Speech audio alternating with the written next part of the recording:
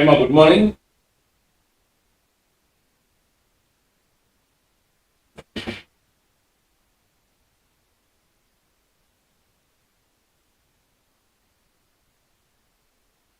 Sir నాకు voice and picture clarity ఇవ్వండి.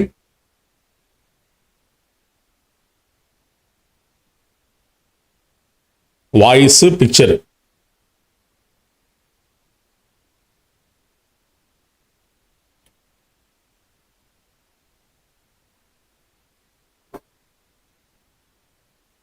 చెప్పాలి.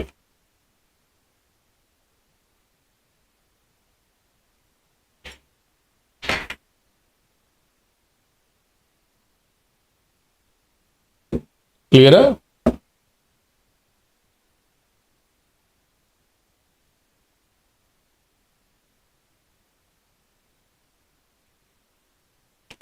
రైట్.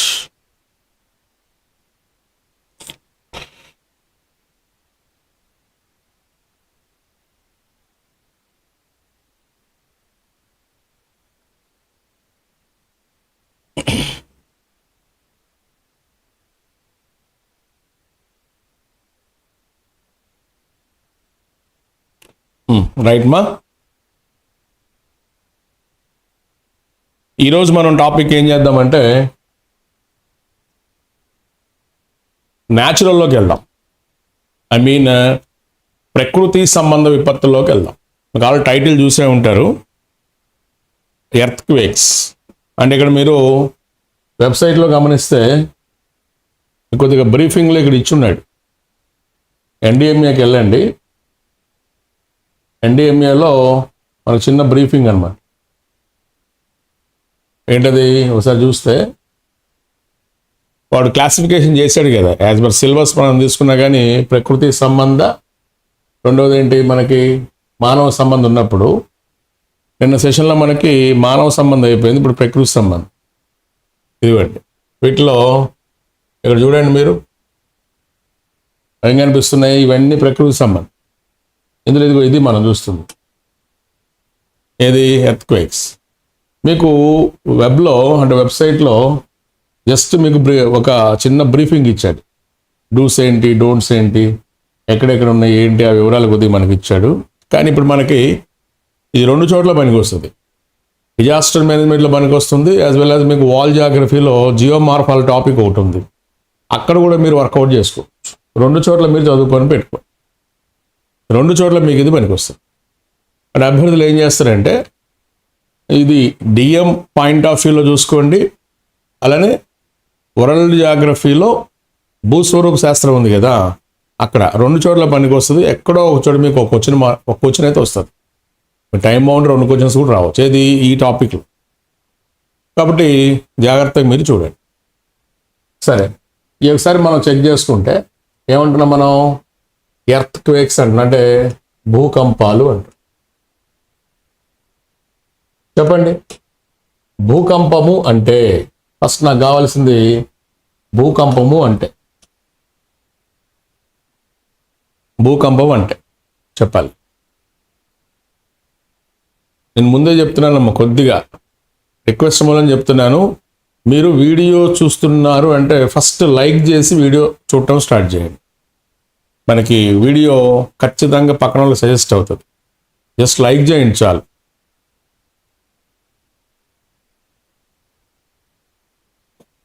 మీకు మంచిగా అనిపిస్తే లైక్ చేయండి, ఆటోమేటిక్ షేర్ అవుతుంది.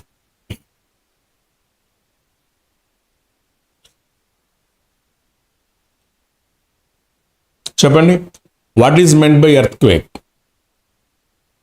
What is meant by earth quake అంటే మనం ఏం రాస్తామంటే కొన్ని సెకండ్ల వ్యవధిలో, గుర్తుంచుకోండి, కొన్ని సెకండ్ల వ్యవధిలో అకస్మాత్తుగా, అంటే కొన్ని సెకండ్ల వ్యవధి అంటే మనకి అకస్మాత్తుగానే వస్తుంది. అకస్మాత్తుగా భూమి కంపించడం అని చెప్పచ్చు. భూమి కంపించటం అని చెప్పచ్చు. సడన్ మూమెంట్ ఆఫ్ ఎర్త్ అని మనం పిలుస్తాం. సడన్ మూమెంట్ ఆఫ్ ఎర్త్ అని పిలుస్తాం. ఈ కొన్ని సెకండ్లు కొన్ని సందర్భాల్లో ఏది 1 నిమిషము లేదా 2 నిమిషాలైనా ఆశ్చర్యం లేదు. కానీ కొన్ని సెకండ్ల పాటు భూమి కంపిస్తూ ఉన్న క్రమంలో అది నిమిషాల దాకా పోతుందని నేను అనుకోను. కాదు, నెంబర్ ఆఫ్ టైమ్స్ రావచ్చేమో, కానీ భూమి ఎప్పుడు కూడా సెకండ్ల వ్యవధిలోనూ కంపిస్తుంది. దాన్ని మనం ఏమని పిలుస్తాం? భూకంపము, ఎర్త్క్వేక్ అని పిలుస్తాం. ఇది మన చేతుల్లో ఏమి ఉండదు. మన చేతుల్లో ఇదేం మనకు కనిపించదు. యాక్చువల్గా పోయినసారి కూడా క్వశ్చన్ వచ్చింది మనకి, మన గ్రూప్ 2 ఎవరైనా రాసి ఉంటే వాళ్ళని క్వశ్చన్ అడిగాడు. ఏంటి? అధికేంద్రం మీద క్వశ్చన్ పడింది. మిమ్మల్ని అడుగుతున్నాను, ఎక్కడైనా మీరు భూకంపం వచ్చింది అనుకుంటే, ఏది ఎర్త్క్వేక్, షార్ట్కట్లో రాస్తున్నాను, భూకంపం వచ్చింది అనుకుంటే ఎక్కడైతే భూకంపం సంభవిస్తుందో ఆ సంభవించే ప్రాంతాన్ని మనం ఫోకస్ అని పిలుస్తాం. ఏమని పిలుస్తాం? ఫోకస్. దీన్ని మనం భూకంప నాభి అని పిలుస్తాం. గుర్తుపెట్టుకోండి, ఏమని పిలుస్తారు? భూకంప నాభి. మనం పిలిచేది ఫోకస్ అని, లేదా భూకంప నాభి అని పిలుస్తాం. ఇక్కడి నుంచి, అంటే భూకంప నాభి నుంచి మీరు పైకి తీసుకున్నప్పుడు, యాక్చువల్గా ఇక్కడ మన నివాసాలు ఉంటాయి. ఇది మన నివాసాలు ఉండే ప్రాంతం. ఎక్కడైతే నీకు భూమి కంపించింది అని మనం ఫోకస్ పాయింట్, అంటే ఫోకల్ పాయింట్ కనిపిస్తుందో, అక్కడి నుంచి మీరు ఏం చేస్తారు? ఊర్ధ్వంగా, నథింగ్ బట్ పైకి ఇట్లా వి షేప్లో మనం చూసుకోవాలి. ఎందుకంటే పవర్ ఎప్పుడూ కూడా ఎక్స్పాండ్ అవుతూ వెళ్తుంది, ఎక్స్పాండ్ అవుతూ. ఇప్పుడు టార్చ్ లైట్ ఉంది, మనం వేసామనుకోండి, దగ్గర ఉన్నప్పుడు కొద్ది ప్రాంతానికి కొద్ది దూరం జరుగుతుంది, ఇట్లా పెరుగుతూ ఇట్లా పెరుగుతూ పోతూ ఉంటుంది ఇట్లా. అందుకని కొద్దిగా భూమి పైకి వచ్చేటప్పటికి ఈ పవర్ ఏమవుతుంటుంది? ఖచ్చితంగా ఇదేమవుతుంది? ఎక్స్పాండ్ అవుతూ ఉంటుంది. ఇది ఇలా ఎక్స్పాండ్ అవుతూ ఉన్నప్పుడు ఈ పైన ఎంత ఏరియాని అయితే కవర్ చేస్తుందో, ఈ కవర్ చేసేటటువంటి ఈ ఏరియా మొత్తాన్ని ఏమని పిలుస్తారు సార్ అంటే అధికేంద్రము అని పిలుస్తారు. ఏమని పిలుస్తారు? అధికేంద్రము. గుర్తుపెట్టుకోండి, అధికేంద్రము. దీన్ని మనం ఎపీ సెంటర్ అంటారు. ఏమంటారు? ఎపీ సెంటర్ అంటారు. ఇప్పుడు నా ప్రశ్న ఏంటంటే, చెప్పాలి అభ్యర్థులు, ఎపీ సెంటర్ భూకంప నాభి అన్నాం. ఎక్కడ భూకంప ప్రమాదం అధికంగా ఉంటుందంటే ఆన్సర్ ఏం చెప్తా? భూకంప ప్రమాదము అధికంగా ఉండే ప్రాంతం అంటే what is the exact area? That is ఫోకస్సా లేకపోతే అధికేంద్రం? చెప్పండి. ప్రశ్న, భూకంప ప్రమాదము అధికంగా ఉండే ప్రాంతం, భూకంప ప్రమాదం అధికంగా ఉండే ప్రాంతము either ఎపిసెంటర్ ఆర్ ఫోకస్. రెండిట్లో ఆన్సర్ ఏం పెడతారు? చెప్పండి. భూకంప ప్రమాదము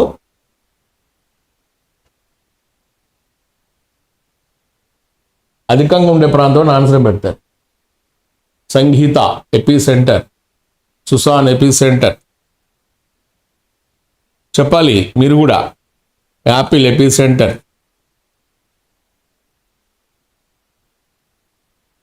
రైట్. ఏంటది? కరెక్టేనమ్మా.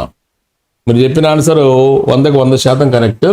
ఇదిగోండి, ప్రమాదం ఎక్కువగా ఉండే ప్రాంతం ఇది. ప్రమాదం ఎక్కువగా.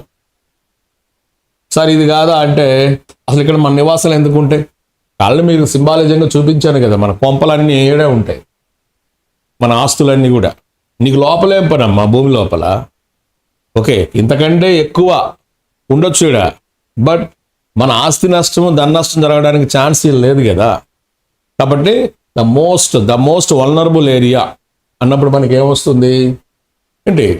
ఏపీ సెంటర్ వస్తుంది. రేపు అడుగుతాడు ఆ ప్రశ్న, అంటే during earthquakes what is the most vulnerable area అని అడుగుతాడు. ఓకే, అంటే బాగా ప్రమాదంలో ఉన్న ప్రాంతం. అది ఫిజికల్ వల్నరబుల్ ఏరియా, మెంటల్ అనేది ఇక వ్యక్తిని బట్టి ఉంటుంది. ఖచ్చితంగా మీకు ప్రమాదం ఎలా ఉంటుంది? ధన నష్టం కానీ లేదా ప్రాణ నష్ట రూపంలో కానీ ఉంటుంది. ధన అంటే ఆస్తి నష్టం. ఓకే, నెక్స్ట్ మరో ముఖ్యమైన విషయము, ఇక్కడ నేను ఇంకోటి కూడా తీసుకుంటున్నాను. భూకంప నాభి లోతుకు అధికేంద్ర వైశాల్యానికి మధ్య గల సంబంధం ఏమిటి? చూడండి, ఇక్కడ జాగ్రత్త రాస్తున్నాను. నాభిలోతు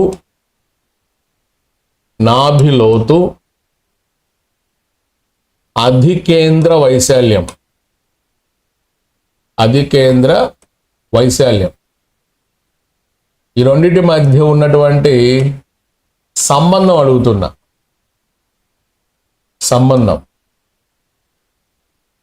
okay. Relationship in between the depth of focus and ఎపీ centre area అంటున్నాను. అది అనులోమ సంబంధమా విలోమ సంబంధమా? విలోమ సంబంధమా చెప్పండి. నాభి లోతుకు అధికేంద్ర వైశాల్యానికి మధ్య గల సంబంధం అంటే ఆన్సర్ పెడితే ఆ సంబంధం ఎంత ఉండొచ్చు? రెండే అడుగుతాడు. వస్తే అంటే పెరిగితే పెరిగింది అనులోమ, లేదు తగ్గితే తగ్గింది అనులోమ, ప్రపోర్షనల్ అంటాం. లేదు పెరిగితే తగ్గింది, తగ్గితే పెరిగింది ఏమంటాం మనం? ఇన్వర్స్ అంటాం. ఇన్వర్స్ ప్రపోర్షనల్ అంటాం, అంటే విలోమ సంబంధం అంట. చెప్పాలి. జాగ్రత్తగా ఆలోచించండి, జాగ్రత్తగా చూడండి, మీకే తెలుస్తుంది. ఏంటి ఇలా తీసుకున్నాం, ఇదంతా భూమి పైన ఉన్న ప్రాంతం అనుకుందాం. ఇదంతా మన నివాస సముదాయాలు. ఇలా మన నివాస సముదాయాలు ఇట్లా ఉన్నాయి. భూకంపము ఇదిగో ఇక్కడ వచ్చింది అనుకుందాం, ఈ లోతులో వచ్చింది అనుకుందాం, లేదు ఈ లోతులో వచ్చింది అనుకుందాం. ఆలోచన చేయండి. ఇలా మనం తీసుకున్నప్పుడు ఇక్కడ చూడండి, ప్రాంతం ఇంతే ఉంటుంది. ఇది ఫోకస్ పాయింట్ ఉంది కాబట్టి ఇంత ప్రాంతం ఆక్రమిస్తుంది. లేదు ఇక్కడ వచ్చింది భూకంపం, చూడండి. ఎప్పుడైతే నీకు లోతు పెరిగిందో అధికేంద్ర వైశాల్యము ఇదిగోండి ఈ స్థాయికి వచ్చేసి, లోతు తగ్గిందో అధికేంద్ర వైశాల్యము కేవలం ఈ కొద్ది ప్రాంతమే. అంటే అర్థం ఏంటి? లోతు పెరిగితే ఏరియా పెరుగుతూ ఉంది, లోతు తగ్గితే ఏరియా తగ్గుతూ ఉంది. సో ఆన్సర్ ఏం పెట్టచ్చు మనం? ఏం పెట్టచ్చు? తగ్గితే తగ్గింది, పెరిగితే పెరిగింది అంటే దట్ ఈజ్ ప్రపోర్షనల్, అంటే అనులోమ సంబంధము. మీరు గాలిలో లెక్కలు వేయద్దు, గాలిలోకి చూసి చిన్న పేపర్ పెట్టుకొని ప్రాక్టీస్ చేయండి.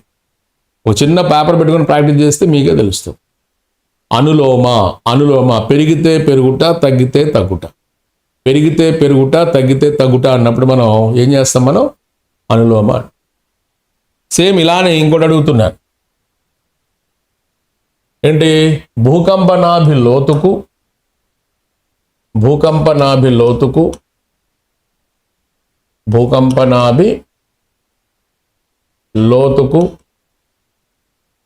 తీవ్రతకు మధ్యగల సంబంధం.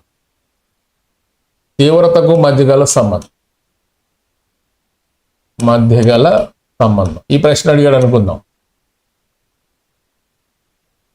భూకంపనాభి లోతుకు తీవ్రత, ఇంటెన్సిటీ ఆఫ్ ఎర్త్క్వేక్ అండ్ ఏంటి the depth of focal point అన్న. What is the relation?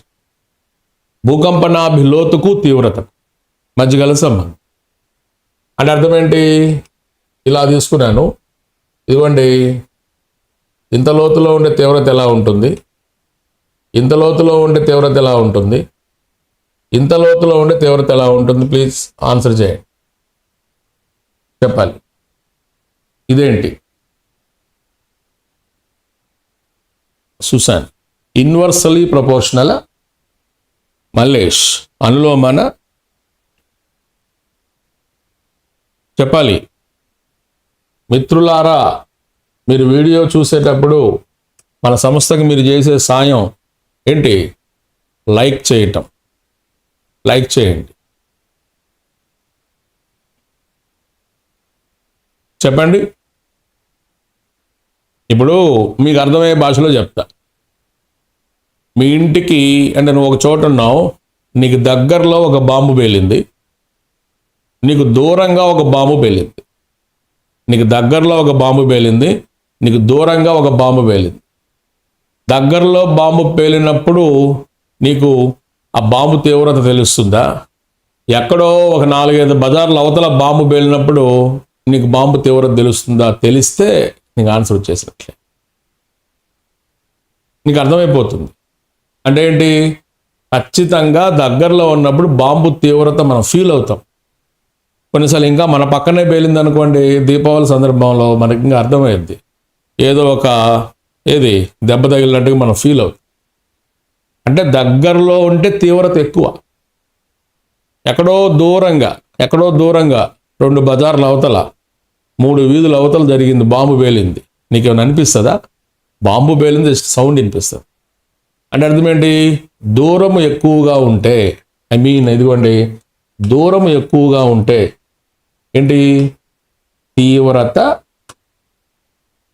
తక్కువ. లేదు, దూరము తక్కువగా, లోతు తక్కువగా ఉంటే ఏంటి? తీవ్రత ఎక్కువ. సో ఇదేంటి మనకి? విలోమ, ఇన్వర్స్ ప్రపోర్షనల్ అంటాం. విలోమ సంబంధంగా మనం చెప్తాం. ఇప్పుడు నేను డిస్కస్ చేసిన ఈ ఏరియా మీదనే మొన్న గ్రూప్ 2 ఏపీపీఎస్సీ గ్రూప్ 2లో ఒక ప్రశ్న వచ్చింది. ఓకే, మొన్న నేను చెప్తున్నాను కదా, కరెక్ట్గా మన కాన్సెప్ట్ ప్రకారం మనం వెళ్తే ఈజీగా మీకు సెంట్రల్ ఐడియా వస్తుంది. అందుకే శాస్త్రవేత్తలు ఏం చేశారంటే లోతును బేస్ చేసుకొని అంటే ఇదిగోండి 55 నుంచి 60 కిలోమీటర్ల లోతు వరకు ఒకటి తీసుకున్నారు. అక్కడి నుంచి 300 కిలోమీటర్ల లోతు వరకు తీసుకున్నారు. అక్కడి నుంచి 700 కిలోమీటర్ల లోతు వరకు తీసుకున్నారు. ఇలా తీసుకొని భూకంపాలకి 3 రకాల పేర్లు పెట్టారు. మొదటిది ఇదిగోండి 50 కిలోమీటర్ల లోతు వరకు, అంటే 55 నుంచి 65 కిలోమీటర్ల లోతు ఉంది కదా, ఇంత లోతు వరకు ఉన్నటువంటి భూకంపాలని తక్కువ లోతునాభి భూకంపాలని పిలుస్తారు. తక్కువ లోతునాభి, గమనించాలి. అలానే రెండవది దాదాపు 300 కిలోమీటర్ల లోతు వరకు ఉంటే వీటిని మాధ్యమిక లోతునాభి భూకంపాలు అంటారు. మాధ్యమిక. అలా కాకుండా ఇంకా నువ్వు లోపలికి వెళ్తే 700 కిలోమీటర్ల లోతు వరకు వెళ్తే వీటిని అగాధ భూకంపాలు అంటారు. ఏమంటారు? అగాధ భూకంపాలు అంటారు. మొదటిది మీరు ఇంగ్లీష్లో కానీ చెక్ చేసుకుంటే షాలో అంటాం. షాలో అంటే తక్కువ లోతు, షాలో ఎర్త్క్వేక్స్ అంటారు. ఓకే, ఆ తర్వాత రెండవది మాధ్యమిక, మీడియం డెప్త్ అంటాం. అంటే ఏంటి? మాధ్యమిక లోతు. ఇంకా లోపలికి వెళ్తే ఏంటి? ప్లూటోనిక్, బాగా దూరంలో, అధిక లోతులో, వెరీ డెప్త్ అన్నమాట. ఓకే, అగాధ, మాధ్యమిక, తక్కువ. ఇప్పుడు ఈ 3 క్రింద ఆప్షన్స్లో పడ్డాయి. ఈ 3 కింద వచ్చాయి ఆప్షన్స్లో. ఇందులో అతి ప్రమాదకరమైన భూకంపం అంటే ఆన్సర్ పెడతాం. ఇప్పుడు ఇట్లా ఇవ్వాల, తీవ్రతకి ఫోకస్కి మధ్య గల సంబంధం ఇవ్వకుండా మీకు ఆన్సర్ ఏమి ఇచ్చాడు అంటే ఆలోచన చేయండి. ఎట్లా ఇచ్చాడు? అతి ప్రమాదకరమైన భూకంపం ఏదని చెప్పి ఇలా ఇచ్చాడు. తక్కువ లోతునాభి, మాధ్యమిక, అగాధ అన్నట్టు. ఆన్సర్ ఏం పెడతాం చెప్పండి? తక్కువ లోతునాభి, అది లోతునాభి, మాధ్యమిక, అగాధ. అతి ప్రమాదకరమైనది ఏది తక్కువ లోతుంటే అదే ఆన్సర్. అతి ప్రమాదం, very very very dangerous earthquake అంటే ఏమొస్తుంది? తక్కువ లోతునాభి. నథింగ్ బట్ షాలో ఎర్త్క్వేక్స్ వస్తాయి. ఏమొస్తాయి? షాలో ఎర్త్క్వేక్స్ వస్తాయి. Very very very very. కాబట్టి మీకు ఇంట్రడక్టరీలో ఎన్ని క్వశ్చన్స్ ఉన్నాయో చూడండి. జస్ట్ మనం ఇంట్రోకి వెళ్ళినప్పుడే ఈ టాపిక్ మీద క్వశ్చన్స్ ఉన్నాయి. ఎక్కువగా థియరీ బేస్ క్వశ్చన్స్ అంటే ఇవే, థియరీ బేస్ చూసుకోవాలి. ఇంకక్కడి నుంచి మనం ఇంకొద్దిగా లోపలికి వెళ్దాం. ఇంకొద్ది లోపలికి వెళ్తే మనకి భూకంపాలు రకాలు తీసుకుందాం. భూకంపాలు రకాలు. ఇప్పుడు ఇదేంటి? మనకి ఒక నిమ్నోన్నతాలు కలిగినటువంటి ఒక భూభాగం అని మనం అనుకుంటే, ఇది గమనించండి, ఇట్లా మనం తీసుకుంటే ఇది ఎర్త్ కదా. ఓకే, భూకంపాలు ఎప్పుడు కూడా 2 రకాలుగా వస్తాయంట. భూమి లోపల అంటే ఏంటి? అంతర్గత భూకంపాలు. రెండవది ఉపరితల భూకంపాలు. అంతర్గత భూకంపాలు, ఉపరితల భూకంపాలు గమనించాలి మనిషి. ఒకటి ఉపరితల, రెండవది అంతర్గత. ఒక రకంగా వీటిని మనం నథింగ్ బట్ రీజన్స్ అనొచ్చు. ఉపరితల కారణాల వలన వచ్చే వాటిని ఏమని పిలుస్తాం మనం? సర్ఫేస్ ఎర్త్క్వేక్స్ అంటారు. ఉపరితల సర్ఫేస్ ఎర్త్క్వేక్స్. ఇలా కాకుండా ఇదిగోండి భూమి లోపల ఇవేంటి ఇంటర్నల్ ఎర్త్క్వేక్స్గా పిలుస్తారు. Internal earthquakes.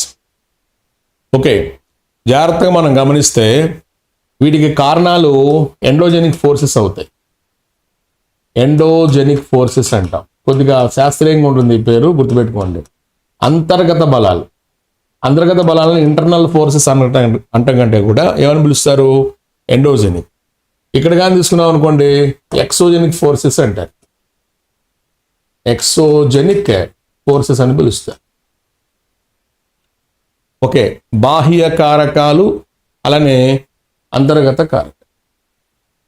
ఓకే, ఇప్పుడు అంతర్గత కారకాలను మనం తీసుకున్నాం అనుకోండి, నథింగ్ బట్ ఏంటి, ఒక రకంగా మంచి ఉదాహరణ వీటికి ఏం తీసుకోవచ్చారంటే అగ్నిపర్వతాలు తీసుకోవచ్చు. అంటే ఎక్కడైతే అగ్నిపర్వతాలు ఉంటాయో అగ్నిపర్వతాల్లో ఉన్నటువంటి మ్యాగ్మా వలన ఆ ప్రాంతం ప్రభావితమై వచ్చే భూకంపాలు. మ్యాగ్మా వలన ఆ ప్రాంతం ప్రభావితమై వచ్చే భూకంపాలు మనం ఏం పిలుస్తాం? మనం అంతర్గత. అంటే భూమి లోపల మనకి లోపలికి వెళ్ళే కొద్ది టెంపరేచర్ పెరుగుతుంది. మీరు గమనించారు లేదు? భూమి లోపలికి అంటే ఏంటి, లోతుకు వెళ్ళే కొలది, ఇట్లా లోతుకు మనం వెళ్ళే కొలది టెంపరేచర్ పెరుగుతూ ఉంటుంది. అభ్యర్థి చెప్పాలి, లోతుకు వెళ్ళే కొలది ఉష్ణోగ్రత పెరుగుతుంది అంటున్నా. ఎంతకెంత పెరగవచ్చు? ఎంతకెంత అంటే ఎంత లోతుకి ఎంత పెరుగుతుంది? ఇది మీకు చిన్నతనంలో మీకు చెప్పింది. ఎంత లోతుకి ఎంత పెరుగుతుంది అంటే ఆన్సర్ పెడతా. చెప్పు ప్రశాంత, చెప్పాలి. ఎంత లోతుకి ఎంత పెరుగుతుంది?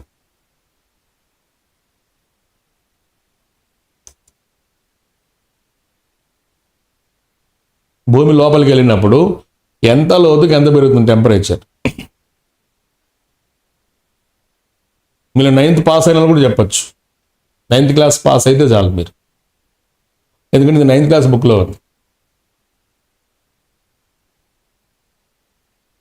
చెప్పాలి. మన యూట్యూబ్ విద్యార్థులు కూడా ఉన్నారు కదా, చెప్పడానికి ప్రయత్నం చేయండి. చెప్పనా నేను?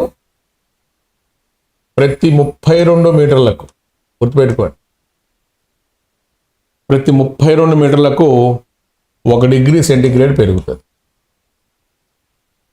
గుర్తుపెట్టుకోండి, ప్రతి 32 మీటర్లు, నాట్ కిలోమీటర్స్. ప్రతి 32 మీటర్లకు 1 డిగ్రీ సెంటీగ్రేడ్ పెరుగుతుంది. Very very very very important. అదే భూమి నుంచి ఎత్తుకెళ్ళామనుకోండి, ప్రతి 165 మీటర్లకు 1 డిగ్రీ సెంటీగ్రేడ్ తగ్గుతుంది. గుర్తుపెట్టుకోండి ఈ క్యాలిక్యులేషన్. ఇది మనం భూమి అనుకుంటే ఏమ్మా, మన భూమి నుంచి ఇదిగోండి ఇట్లా వెళ్ళామనుకోండి, ఇది హైట్స్, ఇది ఎత్తు.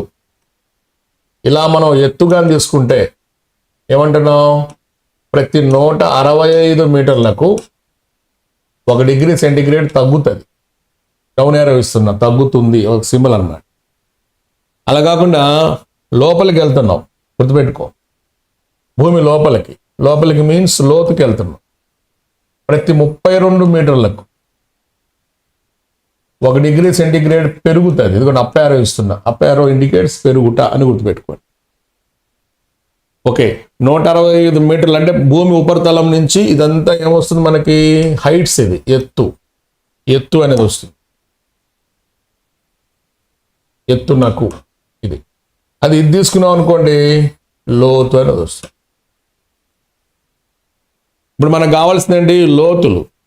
లోతులు కావాలి. కాబట్టి ఈ లోతుల్లోకి మనం ఎంటర్ అయినప్పుడు అభ్యర్థులు గమనించాల్సింది ఏంటి సార్ అంటే ఇక్కడ ఇది తీసుకోవాలి. అందువల్ల నా లోపలికి వెళ్ళకుండా ఏమవుతుంది? శిలలు ఆ టెంపరేచర్ భరించలేక ఏమవుతాయి? శిలలు శిలాద్రవంగా మారిపోతాయి. ఆ శిలాద్రవంగా మారితే దాన్ని ఏమని పిలుస్తాం మనం? వీఆర్ కాలింగ్ మ్యాగ్మా అంట. ఈ మ్యాగ్మాలో ఉన్నటువంటి వెచ్చని వాయువుల వలన విపరీతమైన పీడనం ఏర్పడి ఆ ఏరియాలో ఫోర్సెస్ క్రియేట్ అవుతాయి. వాటిని మనం ఎండోజెనిక్ ఫోర్సెస్ అంటాం, అంతర్గత కారణం. ఓకే, అలాగే మరి ఉపరితల కారణాల్లోకి వస్తే గుర్తుపెట్టుకోండి, ఈ ఉపరితల కారణాల్లోకి వస్తే చాలామంది ఏమని పిలుస్తారు సార్ అంటే ఈ ఉపరితల కారణాలలో ద మోస్ట్ ఇంపార్టెంట్ ఏంటి సార్ అంటే ఏంటి, కొండ చర్యలు విరిగిపడటం. కొండ చర్యలు విరిగి పడటం.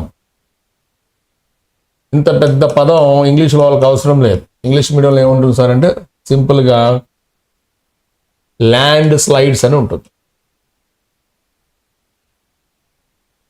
ఏమంటుంది? Land slides. ల్యాండ్ స్లైడ్స్ అని ఉంటుంది. ల్యాండ్ స్లైడ్స్ అంటే ఏంటి? మనం దీనికి అలానే తెలుగు అర్థం రాస్తే భూ సంపాతాలు అంట. భూ సంపాతాలు లేదా భూపాతాలు అంట. భూపాతాలు అంటే ఎక్కడైతే మీకు కొండ చర్యలు విరిగి పడుతూ ఉంటాయో ఆ కొండ చర్యలు విరిగి పడుతూ ఉన్న చోట మనకి భూకంపాలు వస్తే వాటిని ఉపరితల భూకంపాలు అంట. అంటే వీ కెన్ ఈజీలీ గెస్. ఇప్పుడు ఇందాక అగ్నిపర్వత ప్రాంతాన్ని ఏ విధంగా మనం గెస్ చేసామో ల్యాండ్ స్లైడ్ ఏరియాని కూడా మనం గెస్ చేయొచ్చు. అందుకే ప్రజలు ఎక్కువగా కొండ ప్రాంతాల్లో నివసించడానికి ఇష్టపడరు. కారణం ఏంటి? ఎప్పుడు కొండ విరిగి మేడ పడుతుందో తెలియదు. ఓకే, ఇట్లాంటివి కూడా మనకి అంటే మనం ఈజీగా గెస్ చేయొచ్చు. మన పూర్వీకులు మనకి ఇదిగో ఈ ప్రాంతం ప్రమాదము, ఈ ప్రాంతం ప్రమాదం ఒక గట్టి ఇండికేషన్ ఒకటి ఇచ్చారు కాబట్టి మనం కొండలు, అగ్నిపర్వత ప్రాంతాలు ఇవన్నీ వదిలేసేసి మైదాన ప్రాంతాలు బతుకు. గమనించాలి. Very very very very very important. అయితే ఈ రోజున అభ్యర్థి గమనించాల్సింది ఈ ఉపరితల కారణాలైనటువంటి భూసంపాతాలు కానీ అంతర్గత కారణాలంటే అగ్నిపర్వతాల వల్ల కానీ మనిషి ఇబ్బంది పడట్లేదంట. మానవుడు ఈరోజు ఇబ్బంది పడుతున్నటువంటి భూకంపాలు ద మోస్ట్ ఇంపార్టెంట్ ఏంటి సార్ అంటే విరూపకారక భూకంపాల వలన ఇబ్బంది పడుతూ ఉన్నాడు. వీటి వలన విరూపకారక, వీటిని టెక్టోనిక్ ఎర్త్క్వేక్స్ అంటారు. టెక్టోనిక్ ఎర్త్క్వేక్స్ అని పిలుస్తారు. ఓకే, టెక్టోనిక్ ఎర్త్క్వేక్స్ అంటాం. కొద్దిగా తెలుగులో రాస్తే ఏమని పిలుస్తారు? విరూపకారక భూకంపాలుగా మనం పిలుస్తాం. ఏంటండి ఈ విరూపకార భూకంపాలు అంటే? ఎవరైనా ఆన్సర్ చేయగలుగుతారా? అంటే మానవుని యొక్క నివాస సరళి మారింది. నివాస సరళి అంటే అర్థం ఏంటి? నివసించే విధానం మారింది. మానవుడి యొక్క నివసించే విధానం అంటే ఏంటి అంటే ద బెస్ట్ ఎగ్జాంపుల్, మీరు ఒక గ్రామాన్ని అలానే ఒక పట్టణాన్ని మీరు రెండింటిని పోల్చుకుని మీకు అర్థమైపోతుంది. గ్రామాన్ని పట్టణాన్ని పోల్చుకుని మీకు తెలిసిపోతుంది. ఇప్పుడు గ్రామంలో ఇదిగోండి ఒక రోడ్డు ఇలా ఉందనుకోండి, ఇది ఒక రోడ్డు అనుకోండి. నీకు నివాసాలు ఎలా ఉంటాయి? ఇదిగోండి ఇది ఒక నివాసం ఉంటుంది, ఇది ఒక నివాసం ఉంటుంది, ఇది ఒక నివాసం ఉంటుంది. నివాసాలు మధ్య దూరము ఒక ఖచ్చితమైన దూరం ఉందో లేదో మనం చెప్పలేం, కానీ ఖచ్చితంగా దూరంగా నివాసాలు ఉంటాయి. అంటే ఏంటి అంటే దీనికంటూ ఒక సరౌండింగ్ ఏరియాని వాడు మేనేజ్ చేసుకుంటే లేకపోతే లేదు. ఇదిగోండి ఇంత గ్యాప్లో ఖచ్చితంగా ఉంటాయి ఇల్లు. పల్లెల్లో మనకు పెద్ద పెద్ద ఇల్లు ఉంటాయి. యాక్చువల్గా ఇల్లు చిన్నది ఉంటుంది, ఇంటి చుట్టూ ఉన్నటువంటి ఏరియా చాలా పెద్దగా అనిపిస్తుంది. అదే మీరు సిటీస్కి వచ్చారనుకోండి, సిటీస్లో ఇది రోడ్డు అనుకుంటే ఇది రోడ్డు అనుకుంటే అట్లాంటి ఇల్లు అన్నీ కలిసి ఒకే చోట ఉంటాయి. ఆ ఒకే చోట దాని పేరు ఏంటి సార్ అంటే దీని పేరే మనకేమని పిలుస్తాం? ఇదిగోండి ఒక అపార్ట్మెంట్ అని పిలుస్తాం. ఇట్లా పిల్లర్స్ వేసి గాలిలో నిలబెట్టి ఉంటారు. దీన్ని ఒక అపార్ట్మెంట్ అని పిలుస్తాం. అపార్ట్మెంట్ గమనించాలి, ఒక అపార్ట్మెంట్ అని పిలుస్తాం. అందులో మన నివాసాన్ని ఏదో ఒక చిన్న నివాసం మనకి ఎక్కడో ఒక చోట 4th ఫ్లోర్ 5th ఫ్లోర్ ఉందనుకోండి, దీన్ని మనం ప్లాట్ అని పిలుస్తాం. ఒక ఫ్లాట్ ఉందని పిలుస్తాం. అవునా? ఏంటి ఇక్కడ గమనించు, ఒక కుటుంబంలో ఉన్నటువంటి మహా అయితే ఒక 5 నుంచి 6 అంటే యావరేజ్న ఒక 5 నుంచి 6 సభ్యులు ఉన్నటువంటి ఒక ఇల్లు చూడండి ఎంత ఏరియాలో ఉందో. ఇక్కడ చూడండి ఏరియా చాలా తక్కువ ఏరియా. కానీ ఈ ఏరియాలో దాదాపు నీకు ఒక 40 నుంచి 50 ఫ్యామిలీలు కలిసి ఉంటాయి. ఈ కలిసి ఉండడం వలన ఫ్యామిలీకి మినిమం మీరు ఒక 4 వేసుకున్న ఒక అపార్ట్మెంట్లో ఎట్ ఏ టైం ఎంతమంది ఉంటారో ఒక 50 ఫ్యామిలీలు తీసుకుంటే మనకి దగ్గర మీకు 200 మంది బతుకుతూ ఉంటాయి. 200 మంది అంటే ప్రతి వ్యక్తి ఎంతో కొంత బరువును కలిగి ఉంటాడు కాబట్టి యావరేజ్న ప్రతి వ్యక్తి 50 కేజీలు బరువు తీసుకున్న అపార్ట్మెంట్ ఏంటి 200 మంది ఇంటూ ఒక 50 కేజీస్ మనం తీసుకున్నా కానీ దగ్గర ఒక 1000 కేజీల బరువు ఏది కంటిన్యూస్గా మోస్తూ ఉంటుంది. కంటిన్యూస్గా నేను జస్ట్ ఇంటికి వచ్చి ఒక 4-5 తీసుకుంటే ఒక 10 హౌసెస్ ఉంటాయని చెప్తున్నా. ఓకే, చెప్పలేము, నేను ఇంకా చెప్పింది మినిమం నెంబరు. ఒక అపార్ట్మెంట్లో ఎట్ ఏ టైము 2000 మంది లేదా 1500 మంది ఖచ్చితంగా ఉంటారు.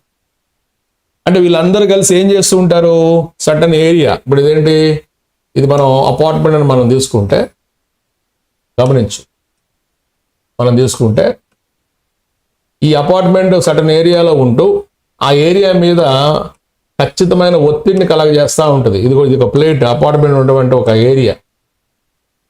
దీనివలన ఆ ఏరియాలో ఏమవుతూ ఉంటుంది, ఒక ప్రెజర్ బిల్ట్ అవుతుంది, ఒక ప్రెజర్ ఉంటుంది. ఏంటి, ఆ సర్టన్ ల్యాండ్ మీద. అపార్ట్మెంట్లో ఉండే వ్యక్తులు సుమారు ఒక 1000 నుంచి 1500 కేజీల బరువును వీళ్ళు కలిగిస్తుంటే మరి వాటి బరువు ఎంత ఉండాలా, ఆ గృహం మొత్తం అపార్ట్మెంట్ మొత్తం బరువు ఎంత ఉండాలా, ఇది కొన్ని వేల కేజీల బరువు ఉంటుంది. ఈ మొత్తం బరువు ఈ ప్లేట్ మీద పడుతుంది. పడ్డప్పుడు ఈ ప్లేట్ మొయ్యగలుగుతుందా లేదా అనేది క్వశ్చన్ మార్క్. ఈ ప్లేట్ మొయ్యగలుగుతుందా లేదా అనే దాని మీదని మనం ఈ ఏరియాలో ఉన్నటువంటి సాయిల్ని ఏం చేస్తాం, టెస్ట్ చేయించుకుంటాం. టెస్ట్ చేయించుకొని ఈ సాయిల్లో శాండ్ పర్సంటేజ్ ఎంత లేదా క్లే పర్సంటేజ్ ఎంత, అంటే బంకమట్టమ్మ ఎంత బరువును మోయగలుగుతుంది, దీనికి ఛాన్సెస్ ఎలా ఉన్నాయి ఏంటి, ఇవన్నీ మనం చెక్ చేసుకుంటాం. ఎన్ని చెక్ చేసుకొని దాని ప్రకారం మనం ఏంటి ఒక అప్రూవల్ తీసుకొచ్చుకొని కట్టుకోవాలి. కానీ ఈ రోజుల్లో గవర్నమెంట్ ఇచ్చినటువంటి అప్రూవల్స్ని ఎవరు ఫాలో అప్ చేస్తున్నారు, చేయటం లేదు. నేను ఇంకా జస్ట్ ఒక 5 అంతస్తుల గురించి చెప్పాను, ఒక 5 స్టార్ బిల్డింగ్ గురించే మాట్లాడినా, అవునా. కానీ మీరు ఈ గచ్చిబౌలి లేకపోతే ఇటువైపున జూబ్లీ హిల్స్, బంజారా హిల్స్ ఇటువైపు పోతే ఏకదమ్ మీకు 50 స్టైర్స్ ఉన్నటువంటి బిల్డింగ్స్ కూడా ఉన్నాయి. 50 అంతస్తులు కలిగిన బిల్డింగ్స్ కూడా ఉన్నాయి. ఇప్పుడిప్పుడే కొద్దిగా మీకు ఇటువైపు కూడా వచ్చేస్తున్నాయి. 5 స్టైర్స్ పోయి 5 నుంచి 10, 10 నుంచి 15 దాకా వచ్చాయి.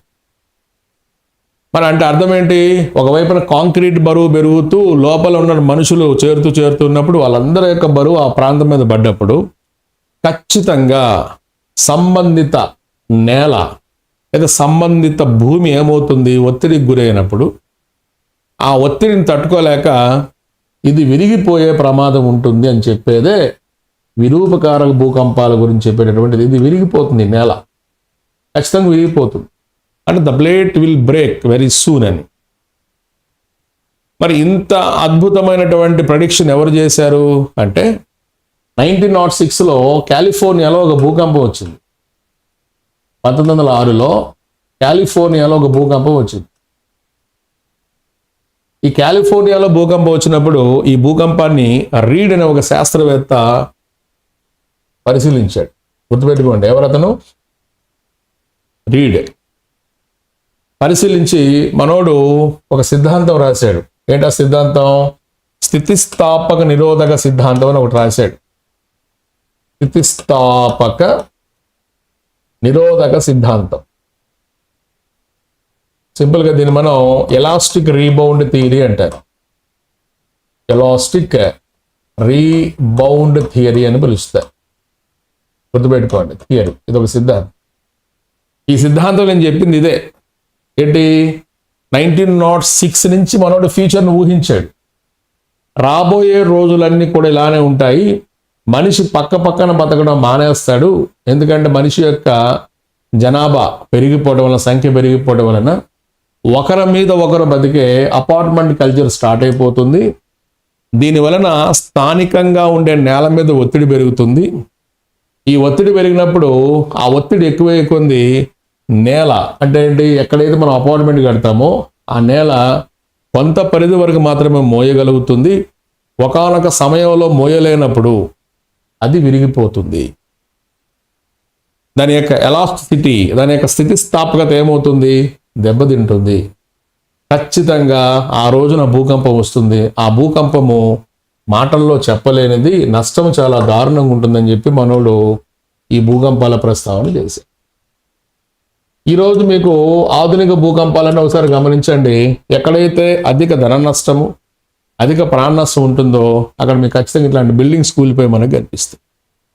Very very very very important earthquakes through out world. ఇది అంటే ఎక్కడైతే అధిక జనసాంద్రత ఉంటుందో, ఎక్కడైతే అధిక జనసాంద్రత ఉంటుందో అక్కడ మనం వీటిని గమనించవచ్చు. Very very very very important. కాబట్టి ఇక్కడ మనం అడిగే ప్రశ్న ఏంటి, విరూపకారక భూకంపాల గురించి ప్రస్తావన చేసిన శాస్త్రవేత్త ఎవరు? రీడ్. లేదా విరూపకారక భూకంపాలకు సంబంధించిన ప్రముఖ సిద్ధాంతం ఏమిటి? స్థితిస్థాపక నిరోధక సిద్ధాంతము. రీడ్ పరిశీలించిన భూకంపము ఏది? కాలిఫోర్నియా భూకంపము.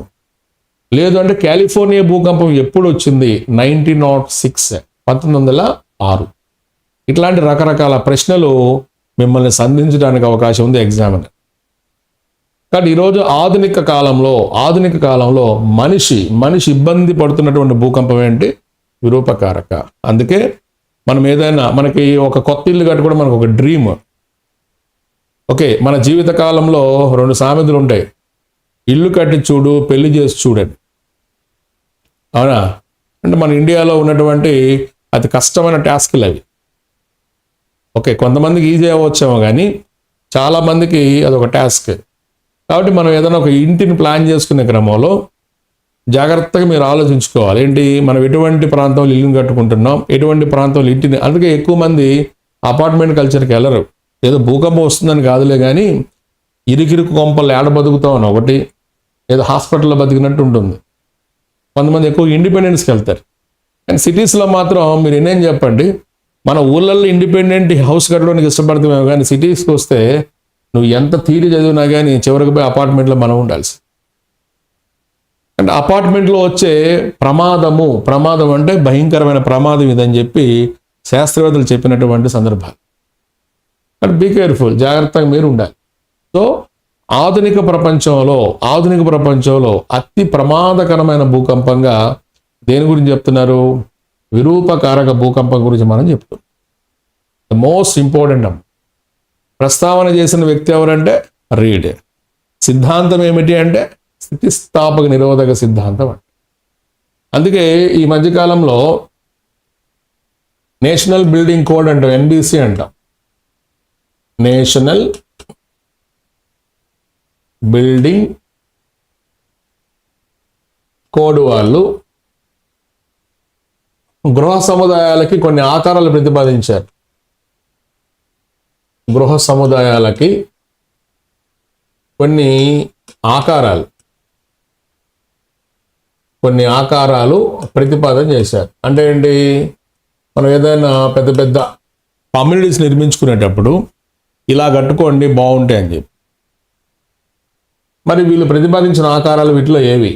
ఏ టీ షేప్ కా, లేకపోతే బి సి షేపా, సి యూ షేపా, అలానే డి ఎస్ షేపా. వీటిలో ఏ ఆకారం ప్రతిపాదన చేశారు? చెప్పండి.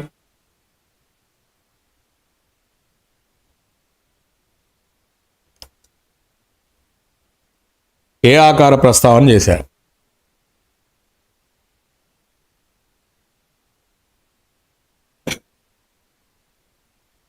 అంటే మనం ఇల్లు కట్టుకునేటప్పుడు, అంటే ఏదైనా కట్టేటప్పుడు, ఇదిగోండి భవనాలు ఇలా ఉన్నాయనుకోండి, ఇట్లా కట్టి ఇట్లా కట్టుకోమని. ఇదేమవుతుంది, టీ షేప్ అవుతుంది. ఇట్లో ఏ ఆకారాన్ని వీళ్ళు సజెస్ట్ చేశారు ఇల్లు కట్టుకునేటప్పుడు? Mallesh A shape, Jangareddy U shape, Ramesh U shape. ఇంకా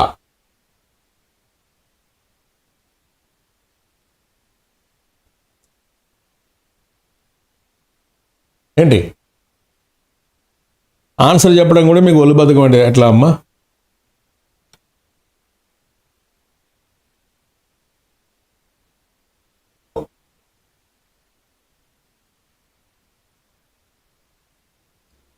ఆన్సరు అన్నీ అమ్మా, అన్నీ. ఇంకోటి కూడా తీసుకోవచ్చు. ఏంటి? ఎల్ షేప్ కూడా తీసుకోవచ్చు. ఇంకోటి మనం ఏం తీసుకోవచ్చు? L shape. ఎల్ షేప్ కూడా తీసుకోవచ్చు. అంటే ఇక్కడ మీరు ఏం లేదు, ఓపెనింగ్ కరెక్ట్గా ఉండాలి. ఎలా ఉండాలి? ఓపెనింగ్ కరెక్ట్గా ఉండాలి. ఆ ఓపెనింగ్ అంటే ఏంటి? ఎల్ కావచ్చు, ఎస్ కావచ్చు, యు కావచ్చు, సి కావచ్చు, టీ కావచ్చు. ఇంకొంతమంది ఇటీవల కాలంలో ఇట్లా కూడా కడుతున్నారు, ఈ షేప్ కూడా కడుతున్నారు. అంటే గ్రాండ్ ఓపెనింగ్ ఉండాలి. అంటే అర్థమేంటి? ఎక్కువగా ఏదైనా ప్రమాదం వచ్చినప్పుడు తప్పించుకోవడానికి అవకాశం ఉండాలి. మీ ఊర్లలో ఎక్కువ కనిపించే షేప్ ఇదిగోండి, ఇది కనిపిస్తుంది, ఎల్ షేప్ కనిపిస్తుంది. నేను చదువుకున్న స్కూల్ కూడా ఇలానే ఉంటుంది. మీరు గమనించారు లేదో, ఇదిగోండి స్కూల్ బిల్డింగ్స్ ఇట్లా వరుసగా ఉంటాయి. ఇలా ఉంటూ దీనికి ఇట్లా ఉంటాయి. మీరు గమనించవచ్చు మన ఊర్లలో. ఇంక ఇదంతా ఏంటి మనకి? ఇదంతా గ్రౌండ్. ఇది ఇంకెక్కడో ఒక చివర ఒక గేట్ ఉంటుంది మనకి. అంత గ్రౌండ్ ఇది. మన గవర్నమెంట్ స్కూల్స్ అయితే ఇలానే ఉంటాయి ఈ రోజు కూడా, అంతే కదా. కమ్యూనిటీస్ని మేనేజ్ చేసినటువంటి అంటే స్కూల్స్. మన ఏదన్నా ఫంక్షన్ హాల్ కానీ, అంటే ఎక్కువ మంది గుంపుని మేనేజ్ చేసే ప్రాంతాలు ఎప్పుడు ఇట్లా ఉండాలి, గ్రాండ్ ఓపెనింగ్లో ఉండాలి. ఎందుకు? ఏదైనా విపత్తు వచ్చినప్పుడు ఈజీగా ఏ రూమ్ నుంచి ఆ రూమ్లోంచి వాళ్ళు స్వేచ్ఛగా బయటకు పరిగెత్తవచ్చు, స్వేచ్ఛగా తప్పించుకో ఛాన్సెస్ ఉంటాయి. స్వేచ్ఛగా very very very important opening అనమాట. అంతేగాని బాగుంటుంది డిజైన్ అని చెప్పి ఓ షేప్లో ఇట్లా కట్టకూడదు, క్యూ షేప్లో ఇట్లా ఉండకూడదు ఇల్లు. ఎందుకు? తప్పించుకోవడానికి అవకాశం ఉండాలి. ఎక్కువగా మన ఊళ్ళల్లో ఇదిగోండి ఈ షేప్లో ఉంటాయి.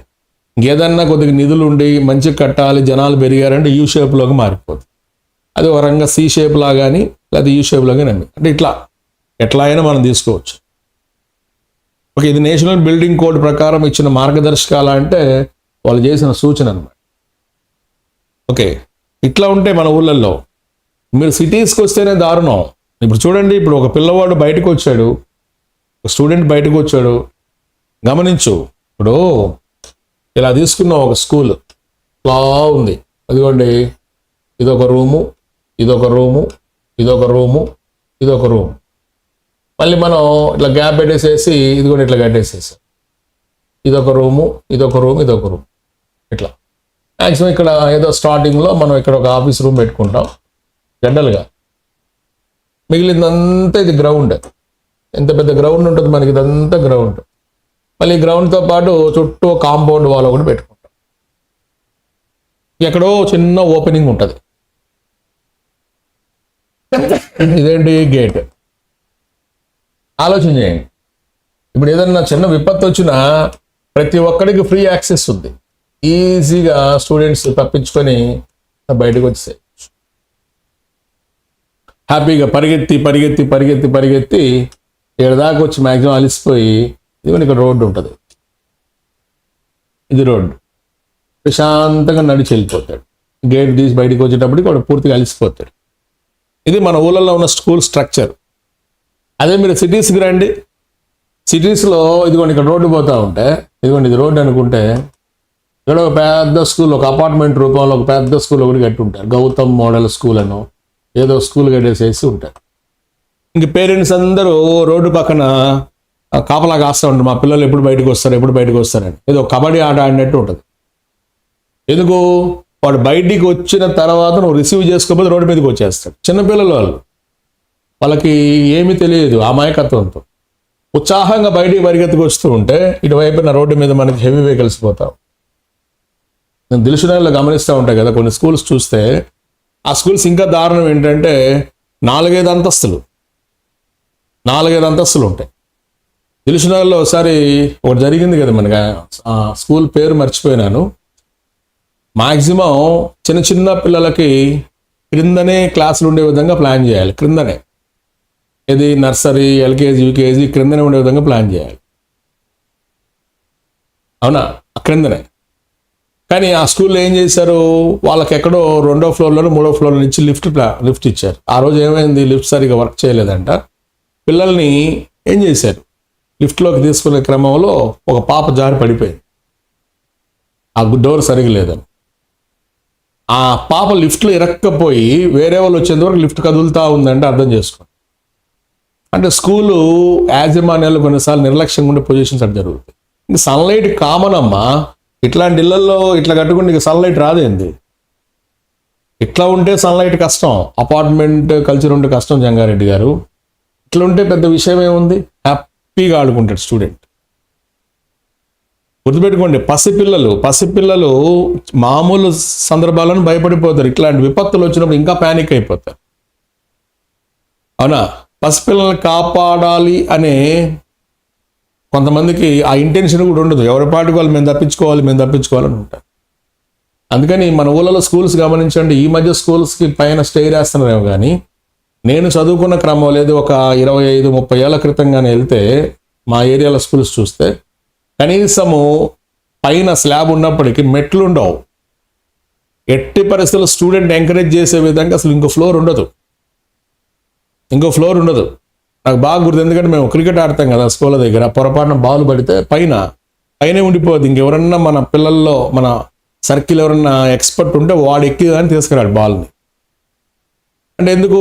అంత సెక్యూరిటీ ఉండేది, కానీ కాలక్రమేణా ఏమైపోయింది, ఈ విద్యా సంస్థల యొక్క సంఖ్య పెరిగిపోవటం, పిల్లలు పెరిగిపోవటం, అంటే ఒక రకంగా జనాభా పెరిగిపోవటం వలన ఇంకోవైపున వీటికి పోటీగా ప్రైవేట్ స్కూల్స్ రావటం, రకరకాలు ఇవ్వటం వల్ల ఏమైంది సార్ అంటే కల్చర్ మారిపోయింది.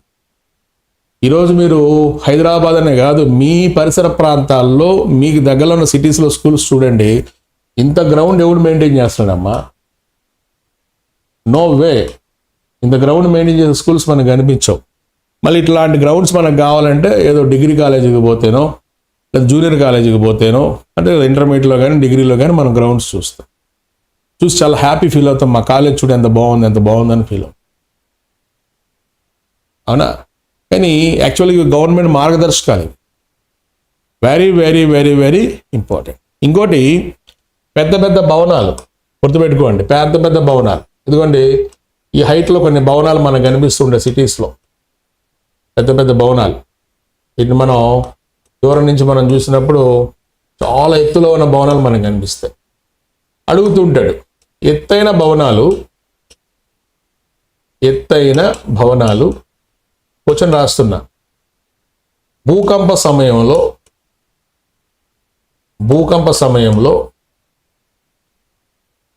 ఏ ప్రభావానికి గురి అవుతాయి అంటాడు.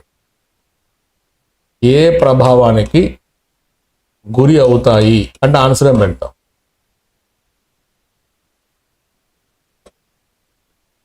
ఏ ప్రభావానికి గురి అవుతాయి? పెద్ద బిల్డింగ్స్ అండి. మీరు మంచి అభివృద్ధి చెందినటువంటి నగరాలు తీసుకోండి. ఆ అభివృద్ధి చెందిన నగరాల్లో పెద్ద భవనాలు, ఆకాశ హర్మ్యాలు అంటాం. ఇట్లాంటి భవనాలు ఎటువంటి ప్రభావానికి గురవుతాయి అంటే ఆన్సర్ ఏం చెప్తారు చెప్పండి? దీనికి ఆప్షన్స్ అయితే ఇవ్వను, చెప్పాలి అభ్యర్థులు. ఎటువంటి ప్రభావానికి గురవుతాయి?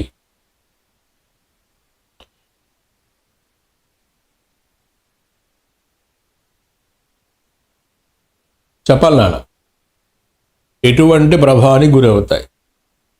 Very good Srihari. మన మిత్రుడు చెప్పినటువంటి ఆన్సరు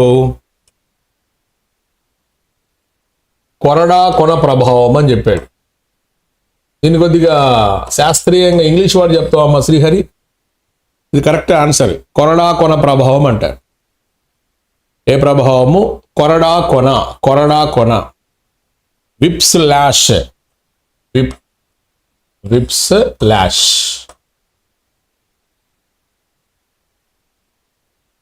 విప్స్ లాష్. కొరడా కొన. కొరడా కొన ప్రభావం గుర్తుపెట్టుకోండి. ఏ ప్రభావము? కొరడా కొన. అంటే అర్థం ఏంటి? మీరు ఎప్పుడైనా కొరడాని చూసారా? ఇదిగోండి ఇలా ఉంటుంది కొరడా యొక్క. ఇదిగోండి ఇది కొరడా యొక్క పట్టుకునే భాగం. ఐ మీన్ కొరడా పిడి భాగం అని నువ్వు అనుకుంటే ఇక్కడి నుంచి మీకు కొరడా స్టార్ట్ అవుతుంది ఇట్లా. ఇది కొరడా. ఇలా మనం తీసుకుంటాం. ఇది కొన. గమనించి ఇది కొన. ఇది కొన భాగం అంటే చివరి భాగం. ఇదేంటి? గ్రిప్ ఏరియా, పట్టుకునే భాగం. ఇప్పుడు ఇక్కడ ఈ ప్రాంతాన్ని మనం కదిలిస్తే, దీన్ని కదిలిస్తే, ఇది కదిలించినప్పుడు ఇది కదలదు. ఇట్లా అన్నప్పుడు అంటే ఏంటి? ఇది ఇట్లా నువ్వు మూమెంట్ ఇచ్చావు అనుకోండి, ఈ వైపుకి ఇట్లా మూమెంట్ ఇచ్చావు అనుకోండి, కొద్ది సమయం తర్వాత కదులుతుంది. కొద్ది సమయం తర్వాత మనకి ఈ కొన కదులుతుంది. అవునా కదా? అంటే అర్థం ఏంటి? ఇలా నువ్వు అన్నప్పుడు అది కదలడానికి టైం పడుతుంది. ఈలోపు నువ్వు దీన్ని ఇలా ఇలా ఇలా ఒక 2-3 సార్లు అని ఉంటావు. అప్పటికి కానీ కొరడా కదలదు. సేమ్ ఇదే పొజిషన్లో ఒక బిల్డింగ్ తీసుకో. ఒక బిల్డింగ్ తీసుకో. ఇలా ఉంది బిల్డింగ్. ఇది ఒక బిల్డింగ్. భూకంపం వచ్చింది. భూకంపం వచ్చినప్పుడు ఇదిగోండి ఇప్పుడు కనిపిస్తున్నటువంటి ఈ క్రింద ప్రాంతం గ్రిప్ ఏరియా అనుకుంటే, కొరడా యొక్క గ్రిప్ ఏరియా అనుకుంటే, ఇది ఇట్లా కదిలినప్పుడు, ఇలా స్వింగ్ అయినప్పుడు పైది కదలదు.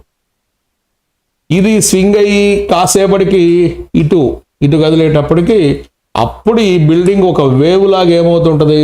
ఈ పక్క కదలదు. అదేమన్నా నీటి అలా ఒక వేవులా కదలడానికి అలా 2 సార్లు కదిలేటప్పటికి ఏమవుతుంది? బిల్డింగ్ ముక్కలు ముక్కలుగా ఏంటి విరుగుతుంది, అంటే విరిగిపోతుంది.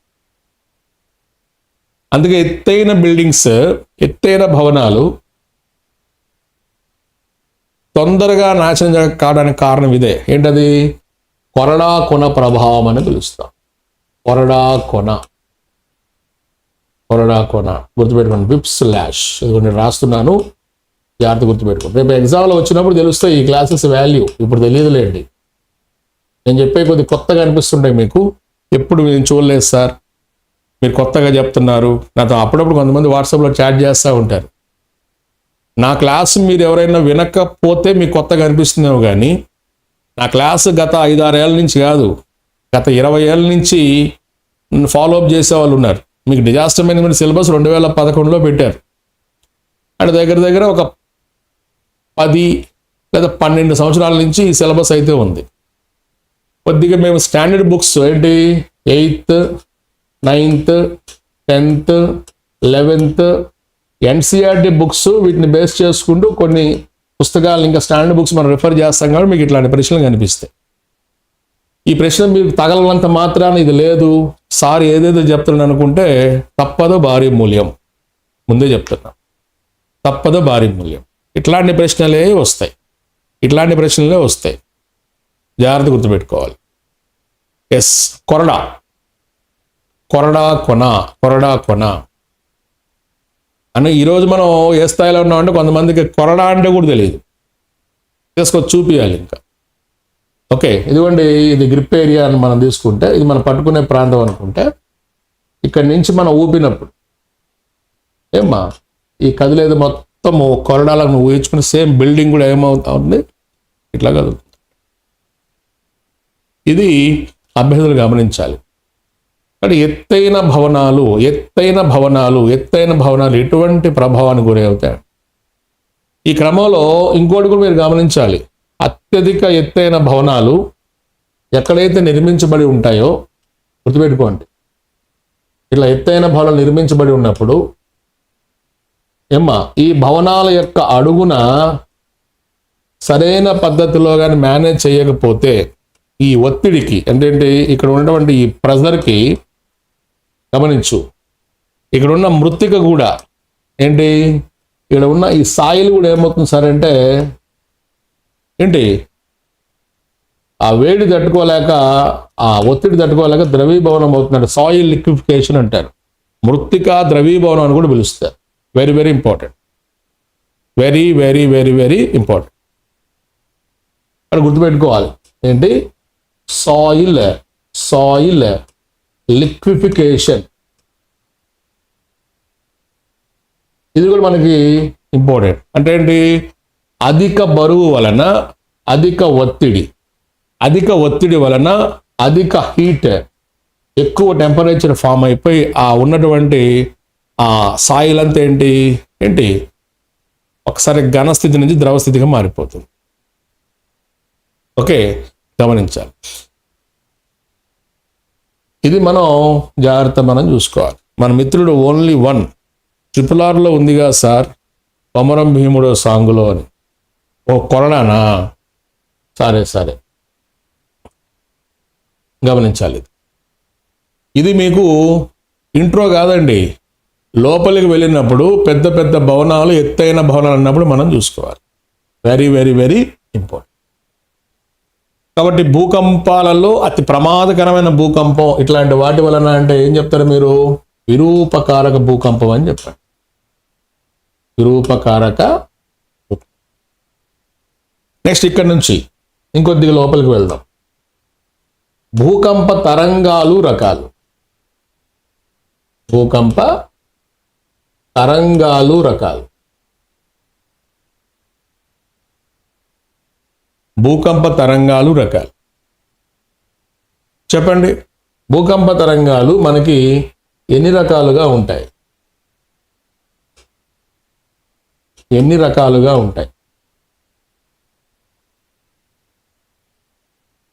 Please answer. భూకంప తరంగాలు మనకి ఎన్ని రకాలుగా ఉంటాయి?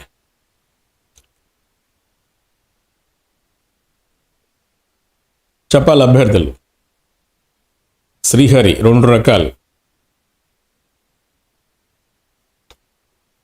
జంగారెడ్డి 3 రకాలు, భారతీయుడు 3 రకాలు. భలే ఉంటాయండి మీ వెబ్సైట్, మీ మెయిల్ పేర్లు మనకు భలే పెట్టుకుంటారు. భారతీయుడు, అమెరికా వాళ్ళ, ఒకే ఒక్కడు. మీకు చాలా కోరికలు ఉంటాయి. ఆ కోరికలన్నీ మీరు దాంట్లో తీర్చుకుంటారేమో మీరు పెట్టుకునేటటువంటి వాట్సాప్ డిపిలలో.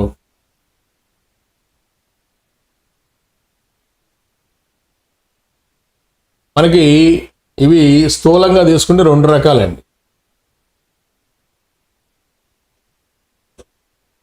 ఎన్ని రకాలు? 2 రకాలు. ఎవరి ప్రకారం? మిస్టర్ ఓల్డ్హామ్ అనే శాస్త్రవేత్త ప్రకారం గుర్తుపెట్టుకోండి. ఓల్డ్హామ్ అంటాం ఇతని ప్రకారం. అంటే ఇప్పుడు మనకి ఇదిగోండి ఇలా మనం తీసుకుంటే ఇది భూమి అనుకోండి. ఇతని ప్రకారం ఏంటంటే, 1 బాడీ వేవ్స్ అంటాడు, 2వది సర్ఫేస్ వేవ్స్ అంటాడు.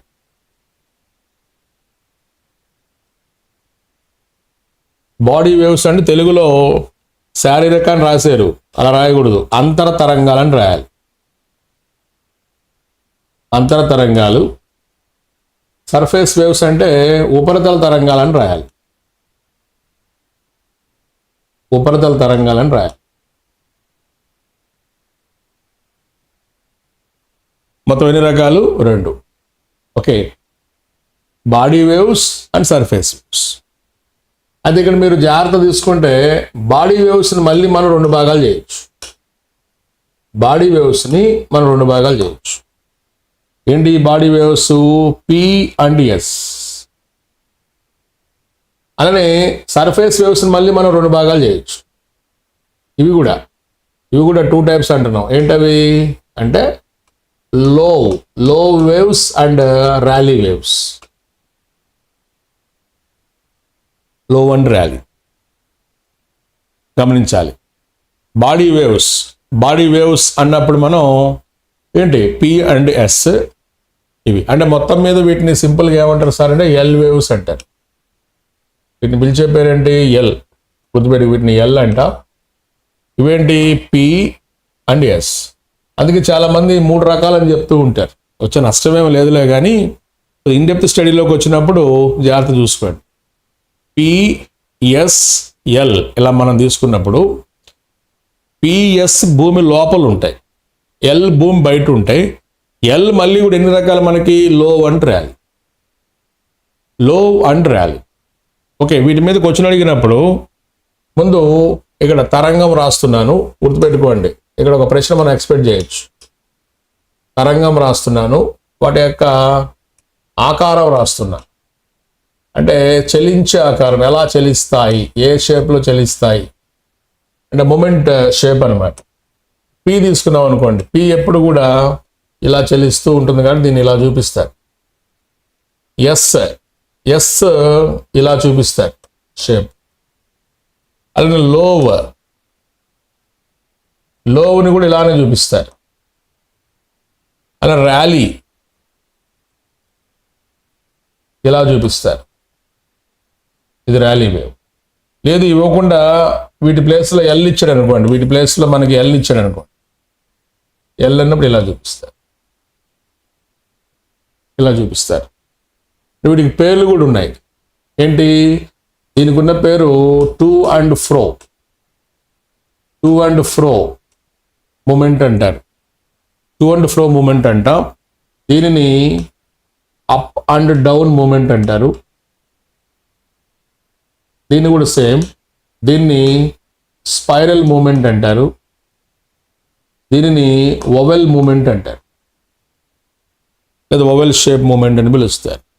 ఈ ఆకారాలు కూడా కొద్దిగా గుర్తుపెట్టుకోండి. Oval shape moment. ఓకే, అంటే తరంగాలు వాటి యొక్క కదలిక ఆకారాలు.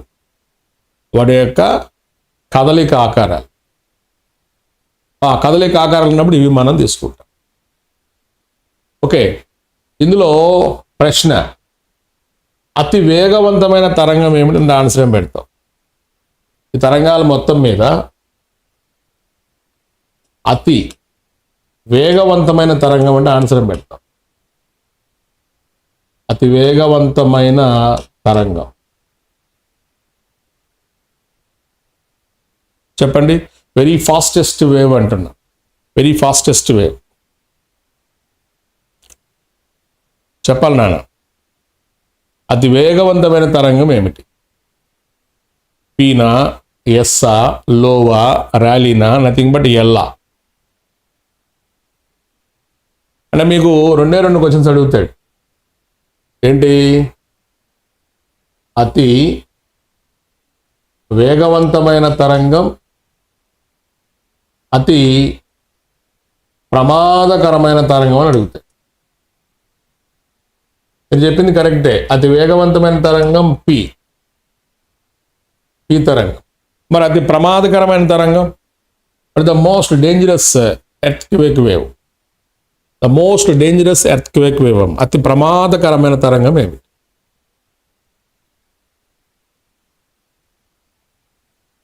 Srihari S, Susan L.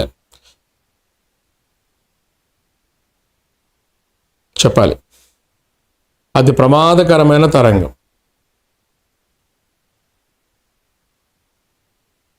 వేగం పి, ప్రమాదకరమైన. కరెక్టే.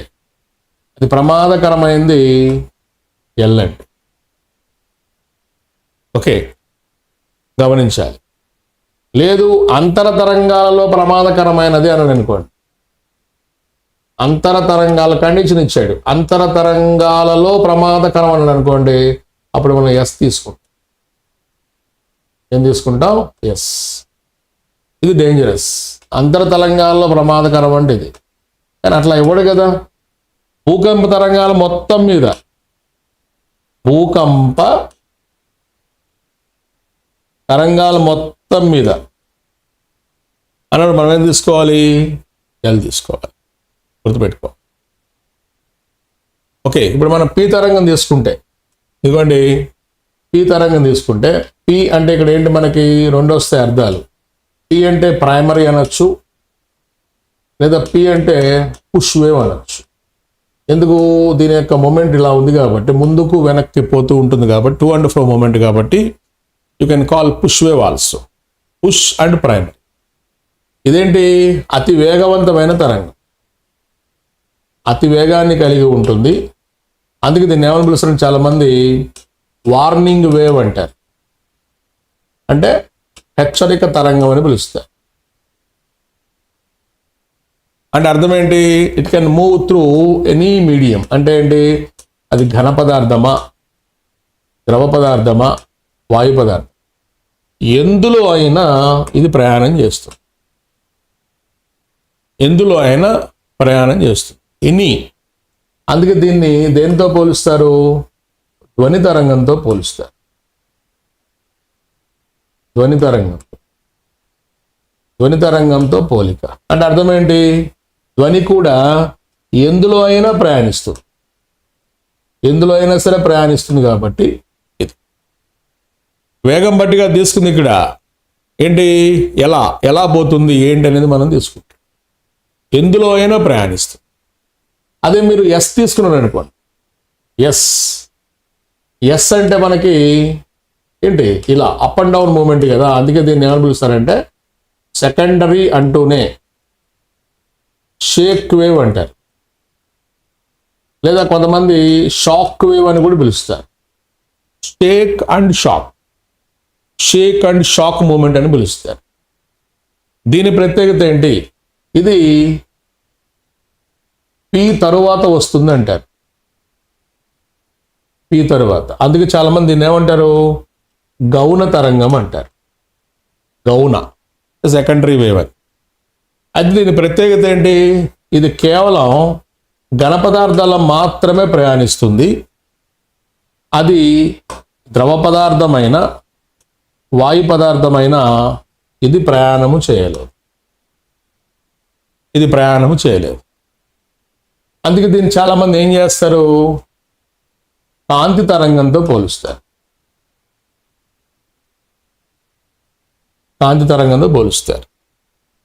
అంటే యానక్కం మారితే వెళ్ళలేదు ఇది. కాంతి కూడా అంతే కదా సార్, నీళ్ళలో వెళ్ళింది కదా కాంతి, వాయువులు వెళ్ళింది కదా, అట్లా కాదు. జస్ట్ ఇప్పుడు ఒక రూమ్ ఉంది, ఆ రూమ్లో మీరు గమనిస్తే కాంతి అక్కడే ఉంటుంది, దాటి బయటికి వెళ్ళలేదు. అంటే ఆ ప్రాంతంలోనే ఉంటుందని చెప్పి. అంటే జస్ట్ ఈ పోలికి చెప్పడానికి కూడా సిల్లీగా అనిపిస్తుంది, కానీ జస్ట్ కొండ గుర్తుపెట్టుకోండి. ఎస్ దేంతో పోలుస్తారు అంటే, కేవలం కాంతి తరంగంతో పోలుస్తారు. Okay, it cannot move through ఏంటి? Liquids and gases. వీటితో ఇది వెళ్ళలేదు. ఈ వెళ్ళలేదు కాబట్టే మనకి భూకంప ఛాయామండలాలు ఏర్పడతాయి.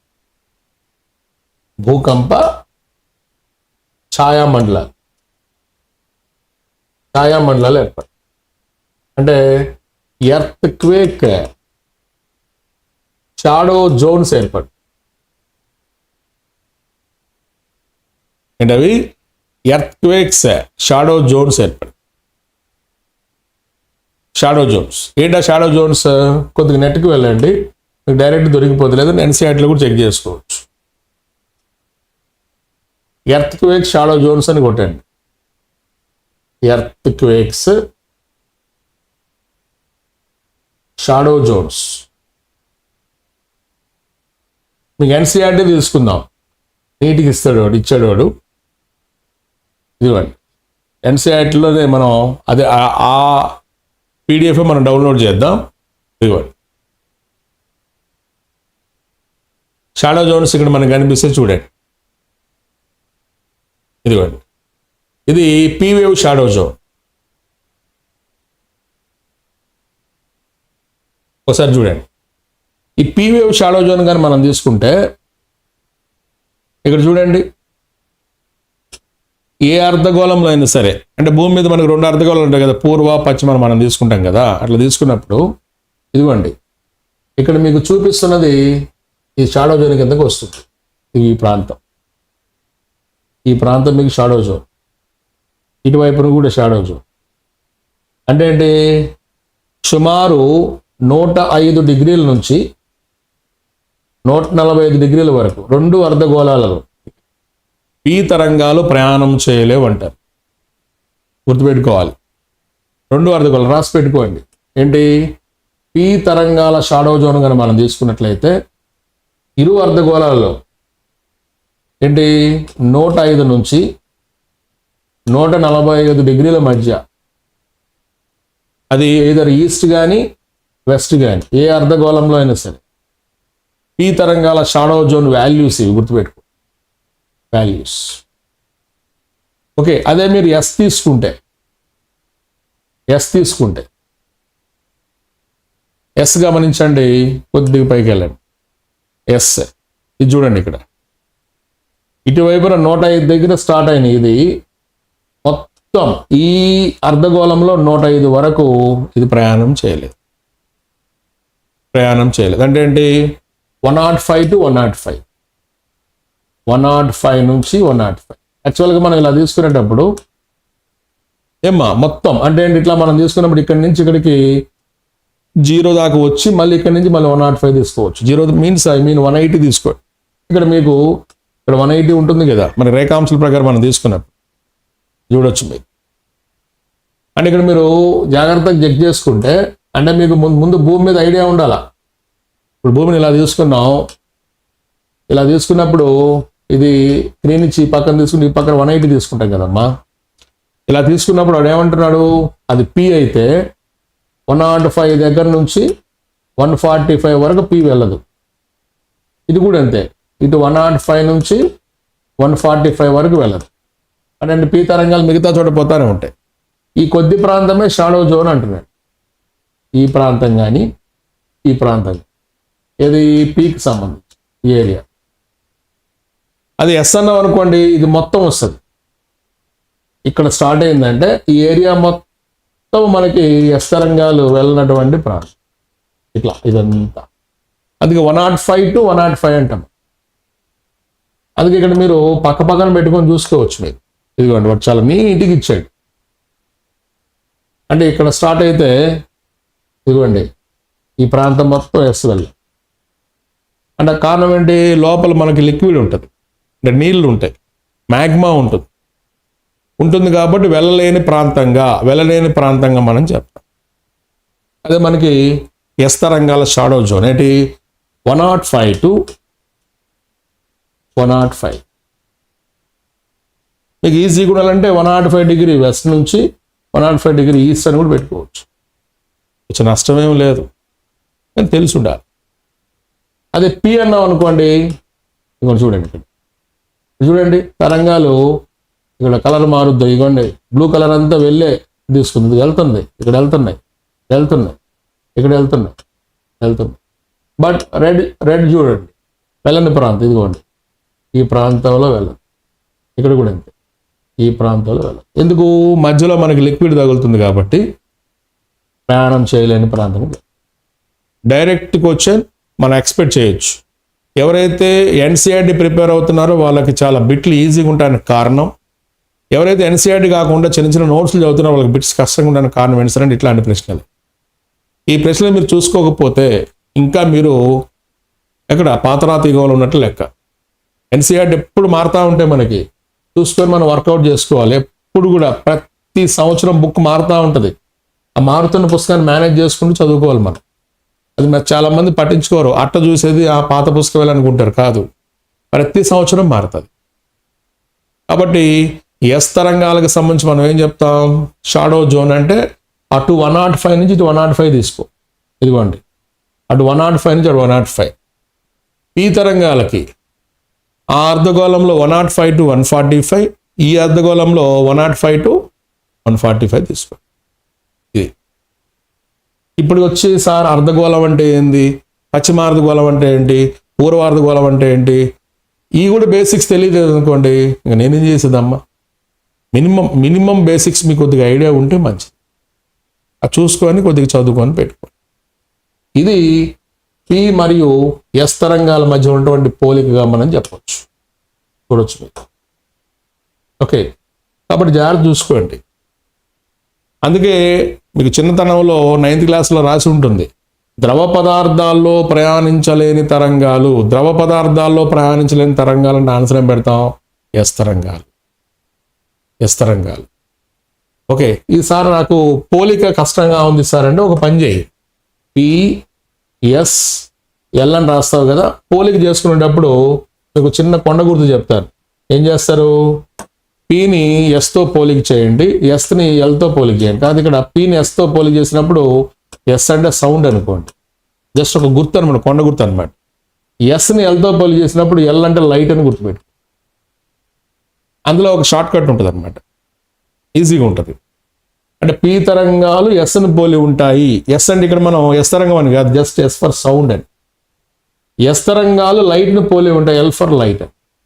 ఆల్రెడీ మనకి పిఎస్ఎల్ తెలుసుగా, ఈ కోడ్ వరకు కూడా మీరు గుర్తుపెట్టుకోవచ్చు. ఓకే, ఈజీగా మీకు సెంట్రల్ ఐడియా వస్తుంది. ఓకే, ఇంక ఇక్కడి నుంచి మనకు కావాల్సింది ఏంటి? ఎల్. నెక్స్ట్ ఏంటి? ఎల్ తరంగం. నెక్స్ట్ మనకు కావాల్సింది ఎల్. అయిపోయినాయి పేపర్స్. ఎల్ తరంగం.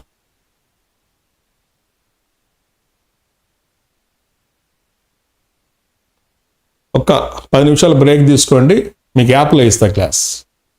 యాప్లో ఐకాన్ యాప్లో క్లాస్ ఉంటుంది. ఒక్క 10 minutes బ్రేక్ తీసుకోండి. మీకు కూడా అమ్మా, మన సి గురు వాళ్ళకైతే ఒక 10 minutes బ్రేక్.